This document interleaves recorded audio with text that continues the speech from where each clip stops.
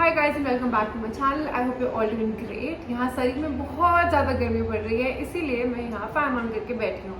And yes, मैंने कभी नहीं सोचा था कि मैं कनाडा जैसे कंट्री में फ़ैन ऑन करके कॉटन के कपड़े पहन के बैठूँगी और सोचूंगी यार पसीना बड़ा आ रहा है, मौसम बेटर कब होगा। So apparently everything is possible, right? Also, for all of you जो यहाँ पे new है, hi, my name is Sukhmani and I've recently moved here from Chandigarh about 2 months back. I make content related to immigration process, how I came here, my life here, and yes, for some of you, I do try and make your life a little more simple and थोड़ी ज़्यादा informative. तो अगर आपको मेरा content अच्छा लगे please subscribe करना ना भूलें। आपका feedback is very important to me. Please don't forget to comment. कोई क्वेश्चंस हो, कोई फीडबैक हो, I am always open to constructive criticism. So yes, that is it for the intro and let's get into the video. तो आज I thought कि कुछ थोड़ा सा स्ट्रक्चर चेंज करते हैं वीडियो का। हमेशा मैं एक टॉपिक पे बोलती रहती हूँ सॉरी, एंड यू नो थोड़ा सा चेंज करते हैं। तो a lot of you have been commenting on my video, so I just pulled out a few comments and I wanted to answer them ऐसे वीडियो फॉर्मेट में because they're very good questions and they will actually benefit a lot of people. So yes, let's get into it. तो सबसे पहला question हमें पूछा है नवप्रीत ने। She is asking that can I apply after my engagement, my fiance is in Canada. तो first of all I want to say congratulations on getting engaged, and you can't apply for spousal sponsorship after your engagement, as the word spousal signifies कि आपकी शादी already हो चुकी है, your fiance is not your fiance, he is your spouse. However, since आपकी अभी सिर्फ engagement हुई है, you can look into applying for a tourist visa, or if you feel like आपने कनाडा आके वैसे भी पढ़ना ही है तो you can even apply for a course and go as a student. Next question is from Armeen Kaur. Hi, I watch all your videos. Thanks for giving us genuine knowledge. You're welcome. I want to ask you, my husband is living in Canada. क्या उन्हें bank funds show करने होंगे to sponsor me? Okay, this is a very good question, a very common question and a very important question. कहीं पे भी spouse sponsorship approval की ये condition कहीं भी नहीं लिखी है कि स्पॉन्सर के पास कोई XYZ अमाउंट ऑफ फंड्स होने चाहिए. What is required is a job offer letter. And again, it's not a compulsory thing to have, but a very very very good and handy thing to have. कि अगर आपके spouse जो आपको sponsor कर रहे हैं अगर उनके पास जॉब है तो आप वो लेटर पक्का लगाएं, एंड पिछले 2-3 साल की आपकी टैक्स रिटर्न स्टेटमेंट्स जो कि नोटिस ऑफ असेसमेंट होता है. सारिका भारद्वाज ने पूछा, hi Sukhmani, we don't have jewellery bills, is that okay? We use our parents jewellery, that's why. So India में you know majority of the jewelry that we get when we're getting married is passed down from our parents, and उनके ज़माने में इतना bills का and ये सब चीज़ें होती नहीं थी, and अगर होती भी थी तो कोई इतना ध्यान नहीं रखता था. Like for me, some jewelry that I got was my nanny's, you know, तो फिर उस टाइम के bill अभी तक it's pretty impossible. तो I understand that jewelry bills आपके पास नहीं है and it's a very valid explanation also. However, you don't need jewelry bills as long as आप अपनी jewelry एक official जगह से evaluate करवा के वो पूरा आप अपना information provide कर रहे हो. You don't need to attach any jewelry bills. I hope this helps. Jyoti Sharma पूछ रही हैं कि PCC किस एड्रेस से अप्लाई की थी, फ्रॉम योर मैटरनल होम और योर इन-लॉज एड्रेस. तो हाय ज्योति, मैंने अपनी PCC अपने इन-लॉज के एड्रेस पे करवाई थी, एंड इसका सबसे बड़ा and I think the only reason at that time which I thought के इन-लॉज घर से इसलिए कराना है बिकॉज आपके पासपोर्ट के ऊपर आपके इन-लॉज का एड्रेस होगा, right? Because you change it after you get married. तो इसीलिए आपने अपने इन-लॉज के घर से करवानी होती है. अगर आपने अपना पासपोर्ट पे अपना एड्रेस और मैरिटल स्टेटस वगैरह चेंज नहीं किया है तो उसको प्लीज़ अपडेट करा लो. It is also proof of how genuine your relationship is and it will definitely help your file anyway. And जो भी एड्रेस आपके पासपोर्ट पे होगा उसी के ऊपर आपको अपनी PCC करवानी होगी.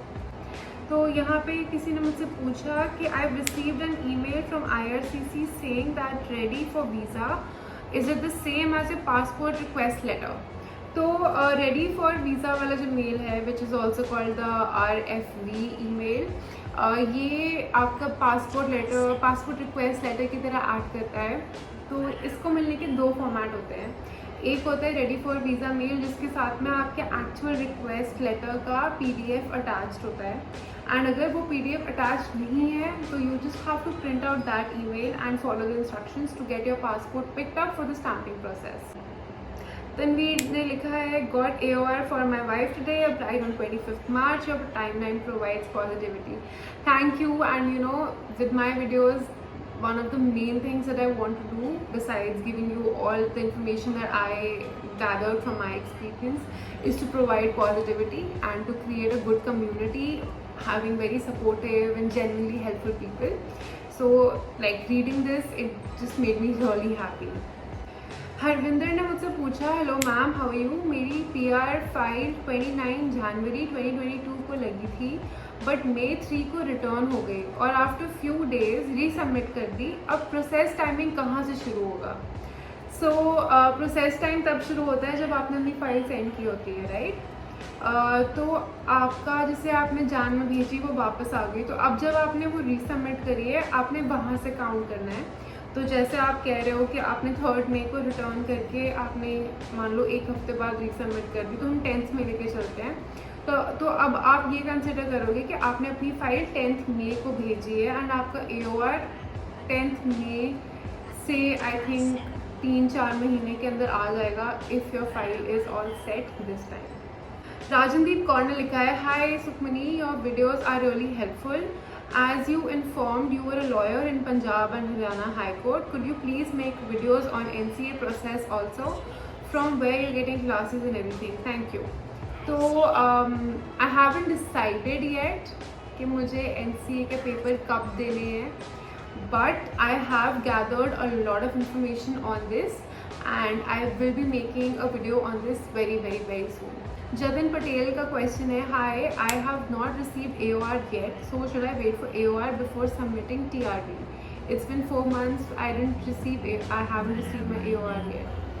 हाय Jatin, I am really sorry to hear कि 4 महीने हो गए and you haven't gotten your AOR yet, but fingers crossed. क्या पता आप कल सुबह उठो और आपको वो ईमेल आ जाए. Anything is possible, right? अगर कनाडा में फ़ैन चल सकता है, anything is possible. About TRV, see, I would suggest कि आप अपने AOR के लिए वेट करो, क्योंकि आपने जब अपनी वाइफ को कनाडा बुलाना होगा, you have to attach a letter of invitation, right? It is a notarized document जिसमें you know in the spirit of maintaining transparency, you will be mentioning कि आपकी spouse PR की फाइल पेंडिंग पड़ी हुई है. तो उसमें उस पोर्शन में अगर आप अपना साथ में AOR डालते हो, it gives you more credibility. आपकी फाइल ज़्यादा ट्रांसपेरेंट होती है. आने का रीज़न अच्छा दे दो, probably you will get a tourist visa, hopefully. Again it all depends on the visa officer and his work. Surabhi Chetwani ने लिखा है, hi, thanks for the informative video. Which consultancy did you hire for TRV? How much did they charge and how long did they take to submit the application? So I hired Synergy Immigration, जो कि Mississauga में एक immigration firm है, and so they told me that their charges are actually reflective of how complicated or simple your case is. तो जो उन्होंने मुझे charge किया है, ट्रस्ट में, they will not charge you that much. It all depends on your case and your specific circumstances, and they were very quick. I mean, Rupali ma'am, trust me, she is so good with her work. She is very on point, बिल्कुल time से काम करते हैं, like clockwork. She is very perfect. She knows how to handle your application. And मैंने literally अपनी application के जब documents submit किए, within 2-3 days, she had filed for my tourist visa, which is great, right? Because like totally on point. So thumbs up. Aman Johal ने पूछा है, please let me know is principal applicant study documents required or not? So study documents of the PA are not requested as such, but you know, me being a lawyer, I have the opinion कि आप जो कुछ भी अपनी application में claim कर रहे हो, you should attach proofs to prove everything. तो जैसे इन योर जेनेरिक फॉर्म आपने लिखा होता है कि मेरा ये प्रोफेशन है और मैं कनाडा आके ये फील्ड में काम करना चाहूँगी या करना चाहूँगा, तो उस वजह से मैंने अपने लॉ के सारे कागज़ अटैच करे थे। एंड जितना मैंने और एजेंट से भी बात की है, generally they all feel like आप अपने स्टडी डॉक्यूमेंट्स अटैच करो तो it's a very good thing. So yes, that's it for this video. I hope अगर आप लोगों को ये कॉन्सेप्ट इंटरेस्टिंग लगा हो और आपके कोई ना कोई डाउट्स इस वीडियो के थ्रू आंसर हुए हो तो आप प्लीज़ कमेंट करें and let me know in the comment section. अगर आपके पास और कोई डाउट है and you want me to reply and help you out, please comment करो and I will get back to you straight away. अगर आपको ये वीडियो पसंद आई हो तो आप प्लीज़ सब्सक्राइब करें, प्लीज़ सब्सक्राइब करें, help me hit 300 and yes, I will be back with a very interesting video soon.